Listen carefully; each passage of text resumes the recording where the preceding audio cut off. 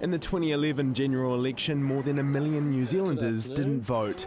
But what if that number was even higher? If you want to vote, you don't need any form of identification. You only need to say your name and address. There's no checking of your identity. The Electoral Act 1993 provides for a secret ballot at an election and contains a number of provisions designed to protect that secrecy. However, this secrecy means that as long as someone knows your name and address, they could vote on your behalf without your knowledge and consent. So I don't need any proof of ID? No, not at all. Cool. Thank you. Bye-bye. Following the 2011 election, there were 63 cases of voter fraud referred to police. These were cases where people were found to have voted twice. A number of people were warned, but no one was charged. However, what happens if someone pretends to be someone else?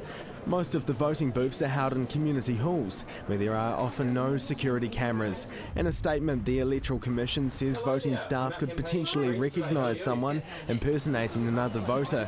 However, with people casting votes outside of the electorates and communities, it's unlikely they will be recognised and caught. So what do voters think about the possibility they could be impersonated and their vote made by someone else? I'd be concerned, I'd be worried, but there's nothing to stop them, is there? I'm quite concerned that nothing's in place for that.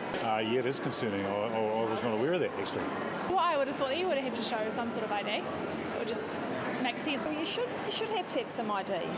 I think some form of identification should be required. I guess either a driver's licence or a student card. Yeah, I mean, this is a big flaw in the system.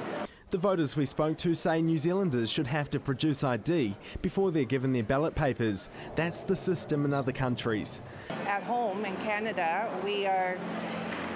maybe we overdo it, but we have to produce at least 2 forms of identification to sign in and vote. And I'm okay with that because it means that I'm the person giving the vote, not someone else on my behalf.